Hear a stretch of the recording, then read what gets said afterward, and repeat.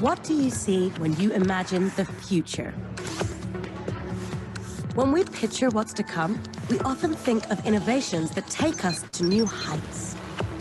Some of them are already here, and every day, thousands more make the jump from our imagination into reality.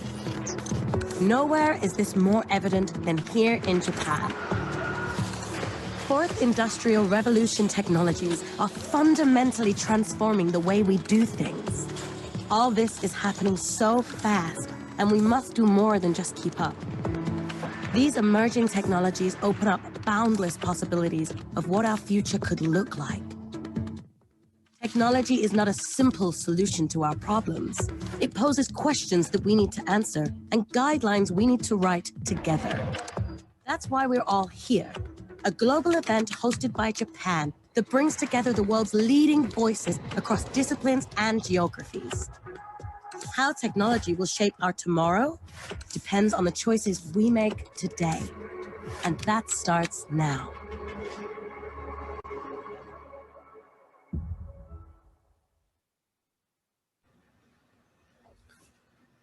Hello and welcome. Good morning, good afternoon, good evening, wherever you are in the world. Thank you very much for joining us. I'm Michael Casey. I'm the Chief Content Officer at CoinDesk, and I'm very, very happy to be moderating this panel for you today. It's really going to be a fascinating topic covering a rich area of interest, one that is quite broad in its potential. The title is The Arrival of the Token Economy from Art to Real Estate. The session is hosted by the Forum's Affiliate Center for the Fourth Industrial Revolution in the UAE. That center was the first affiliate center to join the C4IR network and has most recently been leading the work to develop and test the tokenization of digital assets, which is the topic today. So it's as I said, we have a great panel, a wide range of perspectives. I think you'll find that there's different angles on the token economy and the power of tokenization as a tool for all of these Fourth Industrial Revolution concepts. First of all, Minister Abdullah bin Tuq Al-Mari, who is the Minister of Economy of the United Arab Emirates. Thank you very much, Minister, for joining us. And we have Harry Yeff, who is an artist and director of the New Media Artist and Director, is it artist and director of Reaps 100 Studios and the co-founder of This and That. And Sheila Warren, head of blockchain and data policy at the World Economic Forum. And I'm going to make a little plug here. She's also my co-host of the Money Reimagined podcast that you can all catch once a week on Fridays. So thank you all very, very much for being here. I'm really excited about this. There's so much happening in this particular space. People are probably out there hearing about this NFT phenomenon, which is a new form of token that is catching the art world by excitement, but there's also a lot of other stuff happening in real estate and everything else in that. And then there's just this broader idea about the world of tokens, how they fit into the economy and so forth. So without further ado, Minister Abdullah bin Tuq Al-Mari, please, if you don't mind, talk to us about why the UAE is so interested in this space and why you've taken the initiatives you have to develop a strategy around tokens and tokenization. Thank you, Michael. And before I start, I just want to say a few words for the World Economic Forum, and a pleasure to be part as well of the Global Technology Governance Summit, and to discuss the ways of development of emerging technologies through the public-private collaboration. I would like to as well thank the Center for Fourth Industrial Revolution and the affiliates that works in many governments around the world, including the UAE.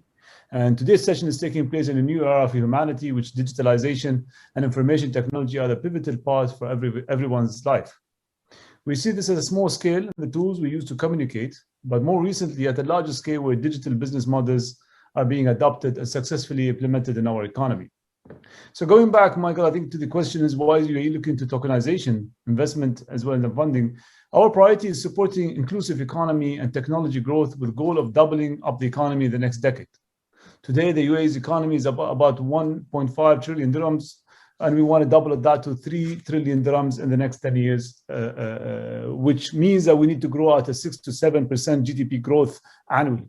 To reach this goal of scale of technology advancement is important and more efficient and diverse means of capital allocation. In our digital age, tokenization complements the information-based technology as a decentralized way of capital allocation. Therefore, looking at tokenization of digital assets and digital financial instrument that marries the digital economy for a financial technology, that's a formula by itself. So when you look at that, it's a bit complicated at first glance, but it's important to understand that this is something that is aligned with the UAE's vision of encompassing a digital economy. So tokenization has 3 main functions: facilitating access to capital for issuers, facilitating access to investments for investors, and fractionalizations of assets. Given that numerous entities in the UAE, which play a pivotal role in the economy, have limited access to diverse means of funding, so therefore tokenization will have a key role, including those entities in financial markets, opening doors to investors who want to be in partnership with them. We at the Ministry of Economy have been studying together with the Center for Fourth Industrial Revolution in the UAE and Dubai International Financial Center and the Dubai Financial Service Authority, the deployment of a digital asset as an alternative source of financing for SMEs post-COVID recovery. Therefore, tokenization of SME debt and equity financing could provide investor exposure to SMEs as an asset class, while advancing efficiency, transparency, and liquidity. Private and smaller range investors as well, who traditionally might face challenges in investing in SMEs, will be able to provide funding in exchange for tokens. Other as well, issued tokens by SMEs and other entities can be listed and traded on emerging digital asset exchanges, such as trading securities or traditional exchanges. Pioneering the regional crypto exchange is in our agenda, and tokens issued by private entities will have implicit roles to play in transforming the UAE economy and its dynamics. Namely, privately issued tokens can act as a store of value by linking the value of tokenomics of the currencies to the company's future cash flows. And the tokens can act as a medium exchange of allowing holders to use tokens to pay for company services while maintaining private database of consumer behavior. We have all that in writing, and we have all that in happening. And therefore, we have as well the first tokenization of assets regulation open for open consultancy, which ended a couple of months ago. We're putting the regulation now into gear, and we're ready and more fit to open our economy for tokenization. Fantastic. Thank you for that summary there. That's it sort of, I think, lays out the broader discussion about the economic opportunities that arise from the tokenization of assets. You know, Harry F., the conversation around that, you know, is one that's been going for a while. We've had the ICO boom back in 2017, and the minister talked about tokenization and sort of token economics as being a key factor. That was the big conversation right there. I don't think people foresaw, though, as that was happening and that bubble kind of rose and fell, that in fact, this other big use case would emerge and sort of hit the world by storm, and that is NFT, non-fungible tokens, as it pertains at least to the art world, where we've seen some spectacular deals being made and a lot of interesting speculation. Why does that matter? Is this just some bubble? You know, who cares about Beeple? Why does Beeple's NFT matter? You know, give us the perspective of why this is important from an artist's perspective, and then we'll see if we can bring that back a little later to the economic stuff that the minister was talking about. Yeah, I can't comment specifically on Beeple's work mattering, but I can say that I think artists deserve credit for innovation. For a long time, artists have been pushing this space, and there's been a really exciting kind of purpose for that, because artists simultaneously are at the tip of the arrow for innovation. They're not only testing sort of the capabilities of NFTs, they're also making these ideas extremely accessible. And if you look at projects like CryptoPunks and CryptoKitties, on the face of it, they seem quite strange. And the programmability of an NFT, the fact that you're able to create a token and you're allowed to have crafting, you can have redeeming, randomization. Artists have been testing this technology for some time.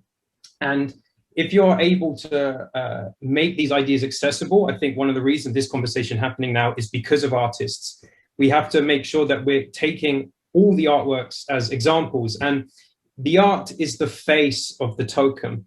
And the technology is the key part. And we can use the arts, we can use experience, we can use these incredible, colorful, wonderful ways of using the technology to raise awareness. And there are many, many very important lessons in the NFT creations, in the art space, that can be applied to all uses of this technology. So you have to give credit to the artists for pushing these technologies forward.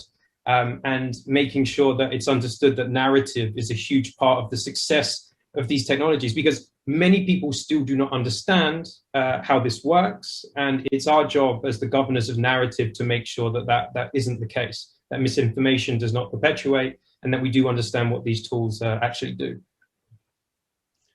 Right. So this role almost of the artist is the kind of connector, the storyteller in a way that brings us together and makes this sort of stuff relevant. So I think this is, again, though, there's a bridge needed here, Sheila, and maybe you can play that role since you've taken an interest in all of this. I know this from the work together. How does it all come together? I mean, where are you seeing things going between this very deliberate strategy that, say, the UAE is approaching to an economic solution around tokenization, and this sort of wild, artistic, creative, cultural endeavors that are happening in that space? How does this all come together in a fourth industrial revolution economic solution? Sorry, that's a big overarching question, but I know you're capable of answering it. Yeah. Well, I think that to Harry's point, I think it is artists who are paving the way here and really bringing NFTs to the broader cultural awareness. But to the minister's point, I think there are so many uses for this particular form of the technology that we're really just starting to explore. So if there's a tip of the iceberg, I think that the artists, the basketball players, are really the athletes, the creators are really leading the way. What I find most fascinating, exciting about the creator economy, about NFTs as a general matter, is how we're going to be able to democratize ownership of assets.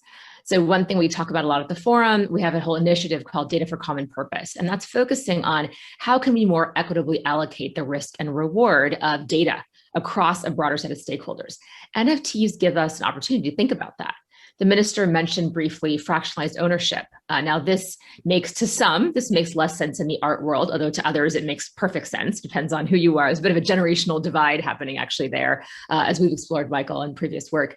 But I do think when it comes to things like real estate, you already have concepts around this. Even when you think about just generally ETFs, when you think about just index funds, you're kind of owning, in a way, if you want to think about it, you're owning a broader portfolio of assets that come together to create kind of one broader, more risk allocated return. You can kind of do that. You can imagine how you could do that with fractionalized ownership of different kinds of things, whether it's real estate, whether it's a piece of a luxury vehicle, whether it's whatever it might be. There are all kinds of new models we've yet to even tap. What I think is going to be really interesting is to see how governments really take this and run with it, and the extent to which governments can create, to the minister's point, some of these new funding mechanisms, more room for collective action, and of course, if there's a way of embedding voting rights into some of this ownership. That's something an NFT could also, the kind of model paves the way for that kind of opportunity. So if you, as an owner of something, as a part owner of something, actually have some voice in what is done with that thing, that is really powerful, as opposed to the more traditional, really passive kind of holdings that a lot of people have to engage in because they don't have the net worth really to play in a bigger way. So all these things, I think, are going to lead to a very profound change in the ways we think about investments in particular, but also in the ways we think of ownership.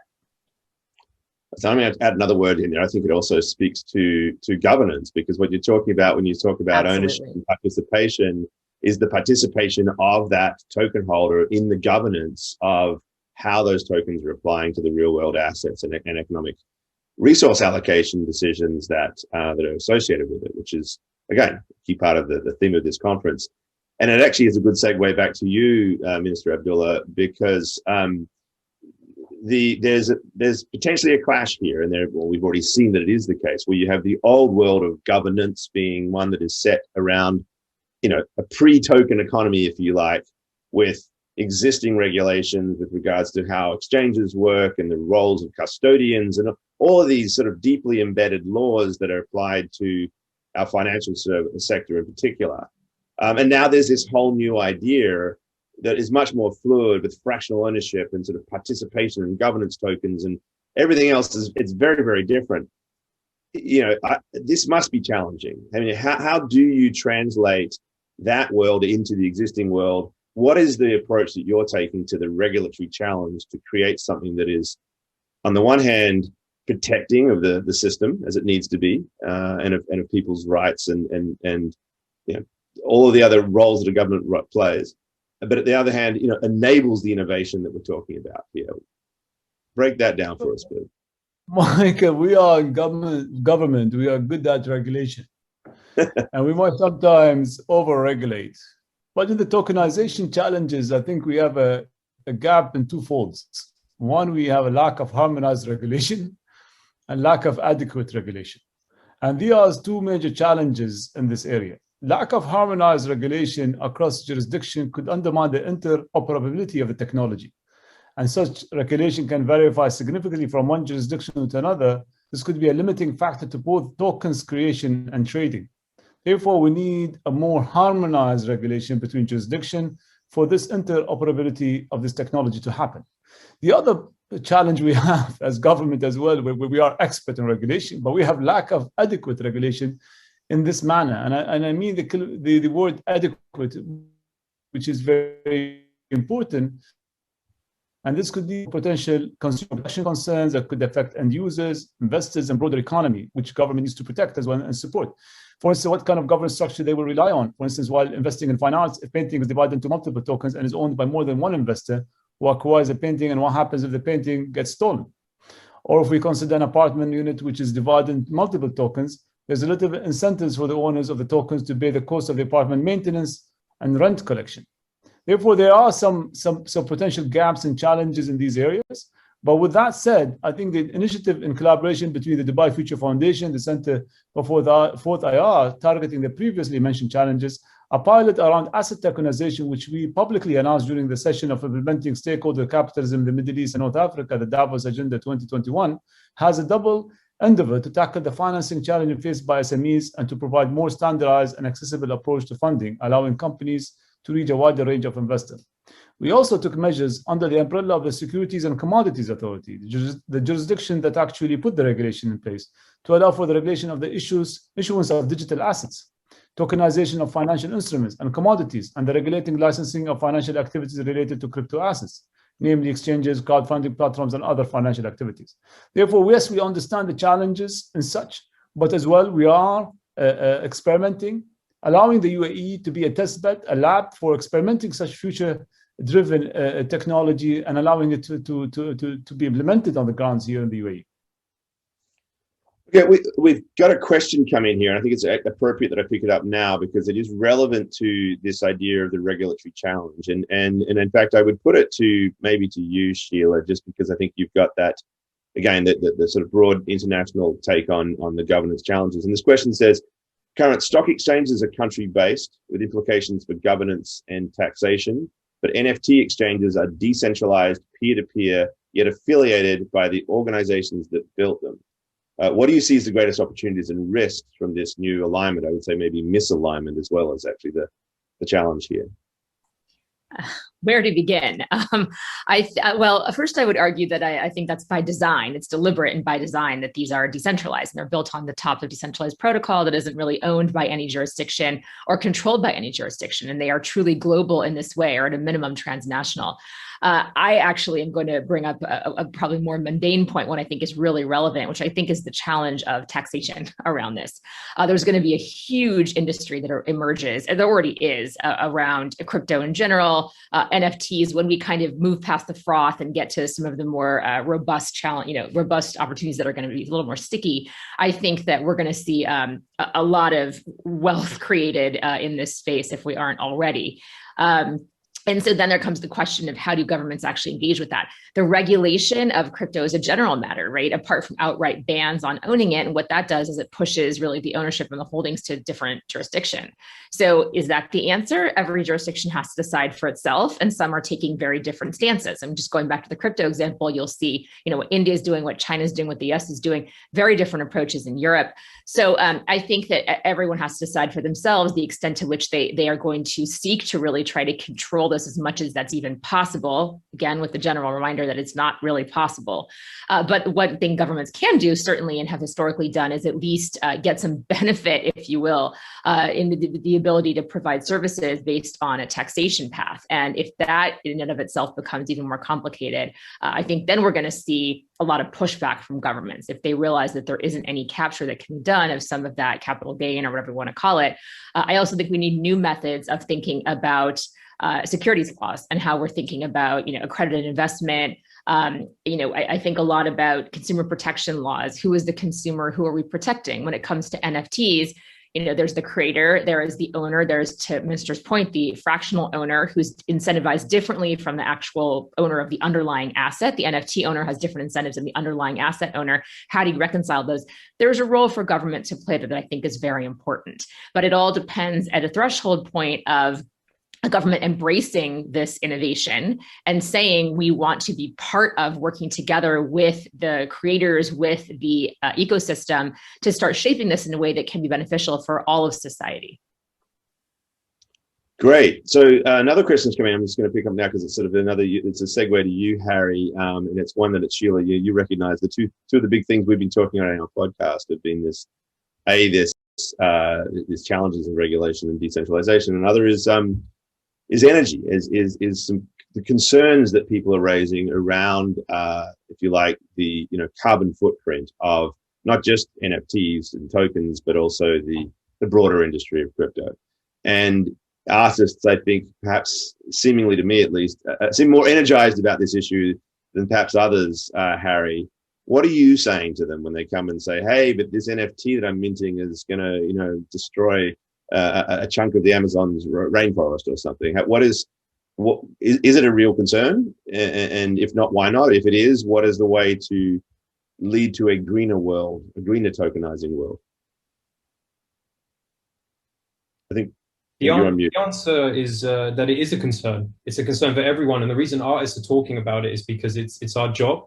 And I think governments, economists, experts across the board should be looking to artists for those insights. Because if you actually look at the history of crypto art, you've probably got answers or some very interesting questions to those big problems. And it's as much our job to engage. And as I said before, it applies to all emerging technology, is that when you have an artist come in, make that provoke, explore the technology, it's there to bring those questions to panels like this, to spaces like this, because we are making the noise and we're asking those questions. And currently the Ethereum blockchain, where much of the NFT sort of artworks are being put on chain, everybody knows that this is not as efficient as it could be. But that is not the only chain. That is not the kind of defined future of this technology. There are other things happening. So it's my job to make artworks that kick up those discussions. And I think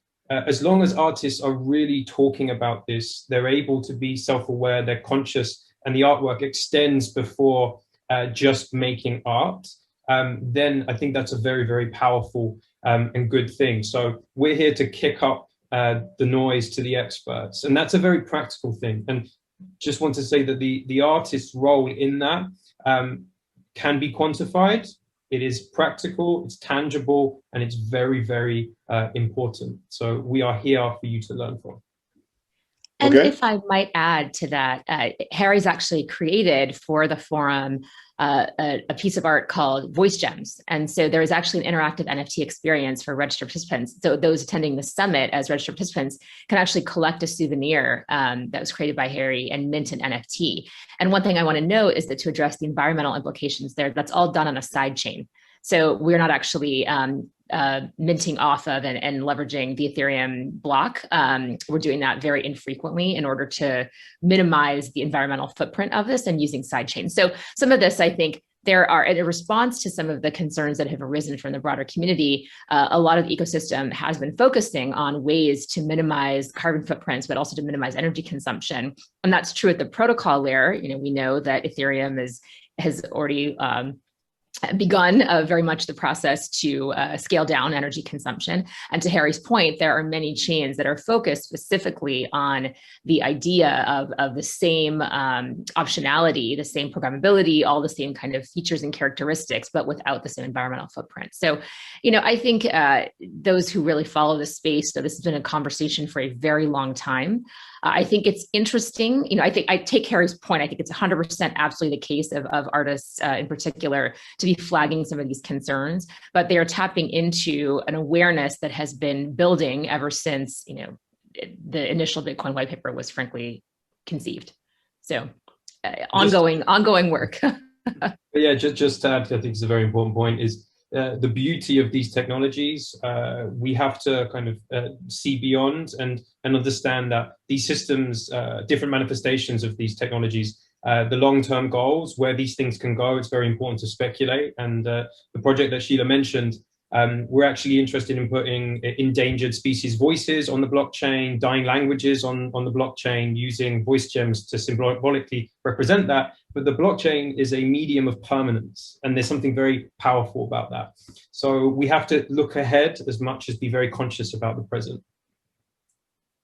Yeah, I thoroughly recommend people take a look at those voice gems. Really, really cool looking art and the concept. And also, I think for Sheila to raise the idea of a sidechain solution, it's a little bit of homework for people to do right now to understand, what that is and why it matters that there is not every transaction being processed in a blockchain, which does entail all of that computation, and understanding how these layers and different structures work within the system. So lots of interesting innovation happening, not only around NFTs, but also in how to solve these energy and computational challenges.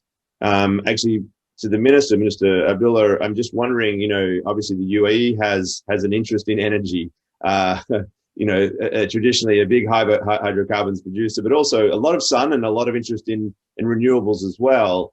Do you see, interplay between, the token economy, some of these issues we've been talking about, and what your role as a government is in driving energy policy as it pertains to tokens? Of course, indeed. We're looking at, we have a huge infrastructure in renewable energy. I think one of the tokenizations of assets could really happen on that, where assets of such can actually be played on exchanges and could be tokenized, where actually people can fraction tokenize these current assets of renewable energies.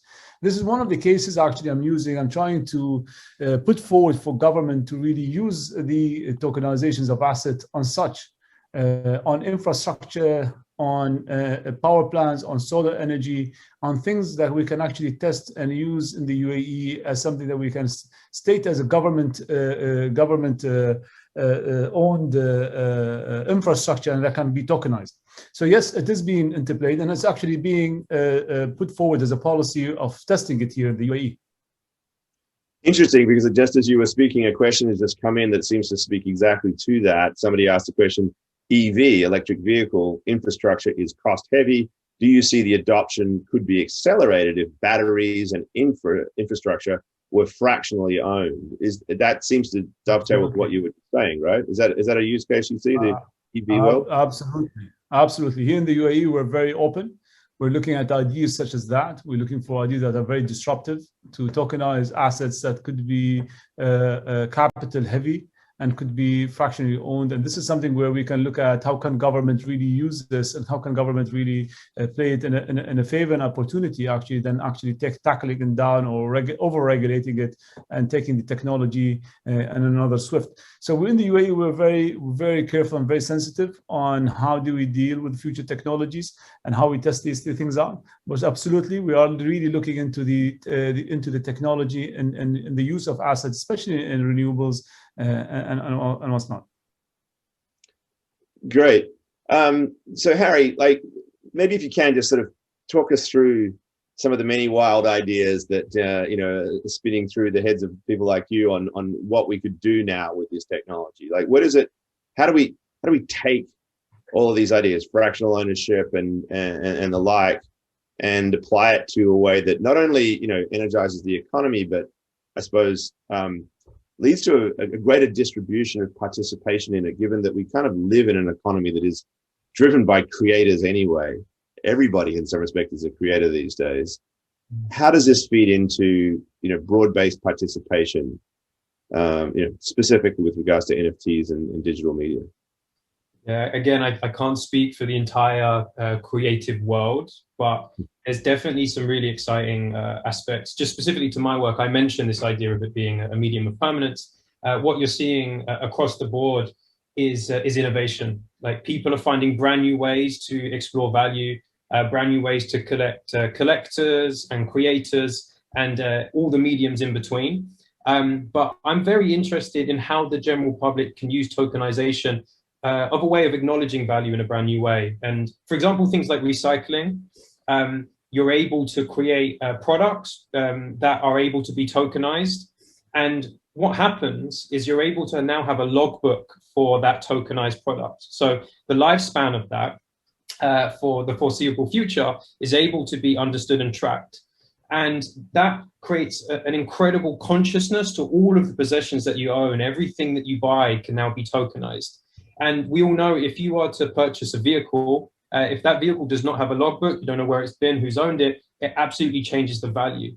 So these new ways of perceiving the world around us, being able to actually acknowledge like what we own, how we own it, where it's going, and the capacity for smart contracts to be so creative with those transactions, it's nothing but exciting. But what we have to do is make these things tangible. And I think it's examples like that, opportunity for new business owners, opportunity for new artists, the empowerment of it, the narratives, all the way up to the most sort of large scale implementations.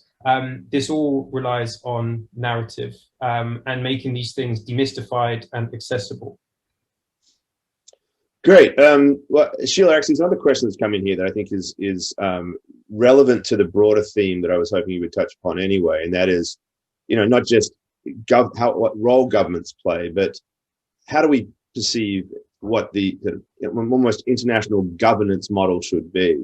Somebody's asking, do you see the role of private, I suppose, the private sector as a driver to help the state on regulation? So looking at tokenization and the governance challenges that lie around it, what does the structure look like between, the role of private communities, the role of NGOs, the role of decentralized communities, which is a lot of what the token protocols are all driven by, and then governments as well, in sort of establishing the right regime for tokens generally? Well, it's a complicated question, but I would say that certainly at the forum, we hold strong to the concept that multi-stakeholder collaboration is the way forward. It's the best way forward. And particularly, I think it's never more true than in a space that is actually decentralized, because without participation from a variety of perspectives and a variety of sectors, a variety of geographies, on something that fundamentally is, again, an a-jurisdictional concept. It's a global innovation, right? In that it doesn't belong to any particular country or sector. It's really truly the way you think about the internet. It really is just that profound in terms of the way that this technology is revolutionizing a lot of our systems. And so I think that there's a role for all of these groups to play. And what I think is most important is, and I'm very proud of the work that we're doing here at the forum on bringing together and convening communities that represent this diversity of perspectives. Where I think this can go awry is actually where we see it sort of starting to break down a bit is where there is a lot of capture, whether that's capture by one sector, one country, or one demographic, quite frankly. And there's a lot of discussion. We talk a lot about the E and ESG when it comes to crypto, when it comes to NFTs. We talk a lot about the environmental implications, but I think the social implications are equally profound. There's a real movement around more diverse voices in this space, more diverse representation, both in the coding community, but also in the policy community, and in who's driving the governance models that underlie a lot of these protocols. So I would say there is a role for everyone. That sounds sort of optimistic and naive, but I really believe that this entire system is set up in such a way that participation by all these different participants is not just possible, but also very important. Great. So to you again, Minister, another question came in about real estate. It is that, after all, we put that in the title of this session. So, and maybe also to sort of pick up on a little bit what Sheila was saying, broad-based participation, right? The idea of fractionalizing real estate. Real estate has been traditionally something that certainly expensive real estate has been in the hands of the wealthy. Do we have an opportunity through tokens and fractionalization to, I suppose, democratize the real estate market? And what are the specific real estate use cases that the UAE is looking at? Michael, I think the most important part of fractionalization of such and looking at there's no complete market for ideas, as ownership of an idea is either individualistic or bureaucratic process. And I think what tokenization is going to bring is a brilliant monetizing example, such as now we see it on art and we see it on other abstracts of properties. And this is something which is very, very important. How do we understand this? In the ministry, we understand this as our on the economic system, standing on the shoulders of giants. It is a revolutionary idea that have resulted in unprecedented economic growth from which humanity still benefits over this day. So this is the most important looking at it is in ways what fractionalization of assets and intellectual property for everyone, not just the investors, the high capital people. It's important as well to look how you can fractionalize it to the lower. Everyone can really benefit out of this. So this is where we're looking at a more for an economic system, more for ownership on different collective level. For high value assets. And this is something which has an opportunity for everyone, allowing individuals has more access to owning things. And the creativity can come out of this is immense. And I think starting with the art, I think this is something which we have today as an example, and it can go through, assets, can go through, like we just mentioned very recently on the sustainability, on the renewable energies. It can keep on going on many ideas, but in the end of it, we need to understand how can we put it in ways that we have an ecosystem that protects, that allow for growth, and that allow for experimentation as well. Okay, great. I want to segue a little bit to back to something you were talking about, Harry, and you talked about some of the applications with, taking voices, taking ideas that need to be given some permanence and applying that to a blockchain environment. And maybe just for an audience who doesn't fully understand, not is familiar with this technology, you can help explain, like, why is immutability, this idea that, this asset, this particular reference entry point into a blockchain cannot be changed. Why is that a big deal? Why actually is it important from the artist's perspective, but also from the broader interest of society? The art world has attempted provable scarcity for a very long time. This idea that you're able to have an artwork that exists, maybe with that comes a certificate of authentication.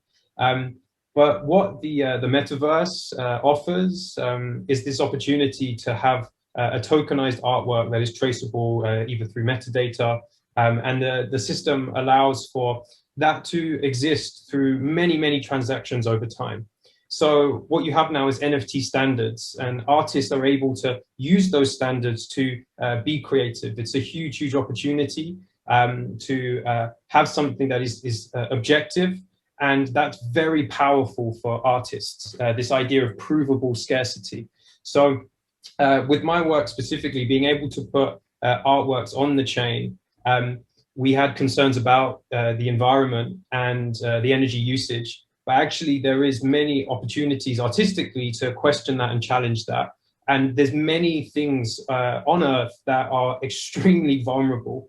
And the use of immutability to be able to make sure these things are protected and those standards are being used to protect these things, acknowledge these things, I think is a really exciting space.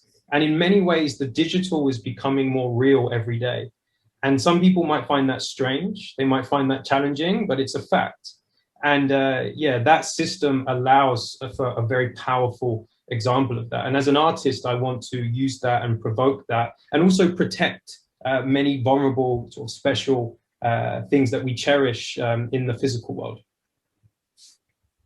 Sheila, let's go a bit deeper into this idea of the things that need to be protected, because after all, the thing that most needs protecting perhaps is the planet itself.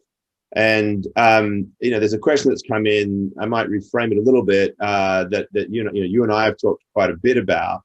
And the way that this question is phrased is: do you think blockchain technology needs to follow environment standards of Paris protocols? I suppose I would answer that by saying everything needs to essentially follow the goal of getting us down to zero carbon emissions in the future. But ultimately, I suppose the question I would frame is, how do we work with, to go back to what we were talking a little about before, how do we work into the governance of blockchains and the role that regulators and others play, some sort of structure that does drive it toward the kind of things that Harry was talking about, the efficiencies and the protection of the planet, and ultimately, arresting climate change.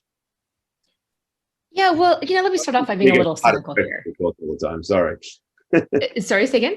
I'm just saying, I'm asking you the biggest, widest question. Yeah, you certainly aren't throwing me any narrow questions here, Michael. No worries. But I think, on this one, I'll start off by being a little bit cynical, which is to say, I think we've observed over the past decade that just relying on people's altruism or broader awareness of environmental challenges is not getting us where we need to be. I think we can just acknowledge that as a sad but provable fact. And so it really is about shaping the path. And so making certain kinds of actions impossible, like literally impossible. And so I think this is kind of what you're seeing with some of the efforts at the protocol layer and in the code base to make things more energy efficient. So a classic example, I think that's being talked about a lot right now is ETH to ETH2, where you're getting a much more energy efficient method essentially for using the Ethereum blockchain. So that there's examples where you just take it out, you just remove the problem.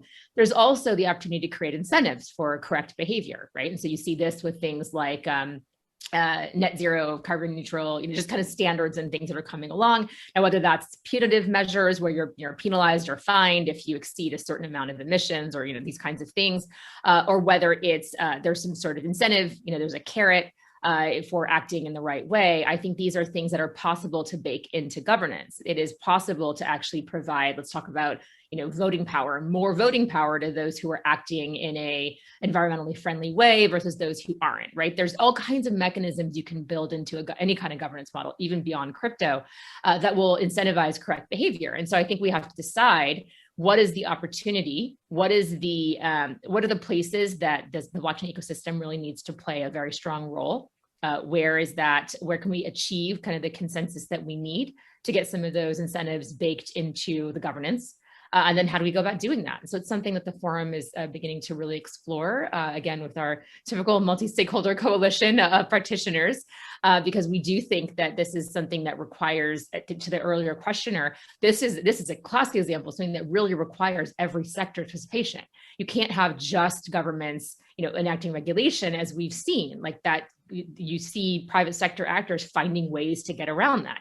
You can't have just the private sector moving on this without support from the consumer base or from others in the community. So it's really important that we truly have a broad variety of actors participating in this collaboration to move us, hopefully, very quickly and profoundly towards a better environmental situation. Great. So look, we've got 2 minutes left to wrap this up. So I think we just have to be quick here. But to the minister, maybe you could just close us out here, because I think I'll pick up what Sheila was just saying. It has to be everybody involved in this process of figuring out what the governance is. So from the government's perspective, when you're taking your approach, what are you doing with other governments? What is your approach to this, and how do we internationalize, if you like, standards for regulation with other governments? Well, in the UAE, we welcome and encourage everyone, neighbors and every regional government, to join us in this endeavor of scaling blockchain and crypto assets within the region. And I think if the UAE has always been in the region a leading nation which actually take future technology into aspects, we have a lot of experiences we've done for the emerging technologies, such as the private sector as well, have adopted a lot of and demonstrated a lot of examples in the Bitcoin, such as the rise of BitOasis, a UAE-based large crypto exchange platform, the MENA. As well, the UAE, we can help scale the use of digital assets by harboring crypto assets in the nationwide regulated crypto exchange. So we are very welcoming in the region to really play together with other governments and explain how can we bring this together in many ways. And I think this is something which is very important. I just want to add a little bit point on Sheila on the aspect. I think the actors as well should come as well from large corporations as well into this. We, as government or private sector, SMEs, large corporations, maybe as well venture capitalists or private equity, and really come together to really push this future technology further. I think this is something which everyone has to play a role. I agree, and I think we need to identify all the actors in the ecosystem and really define the biggest role that we can really play together. As government to government, we're very welcoming to do that, and this is something which we take further in our use. I think that's an ideal place to wrap this up. A call to action for everybody, multiple governments, multiple stakeholders, come together and come up with a cohesive approach to all this. So thank you very, very much to the panel, Mr. Abdullah bin Tuq Al-Mari from the United Arab Emirates, Harry Yeff from Reaps 100 Studios, and to my good friend and podcast co-host, head of the blockchain data policy at the World Economic Forum, Sheila Warren. Thank you very much for this, everybody. And thank you all of you for joining us. Enjoy the rest of the conference. There's much more to go. And check out those NFT artworks from Harry. They're really, really spectacular. And check out CoinDesk as well. We cover this sort of stuff all the time. Thank you very much for your time.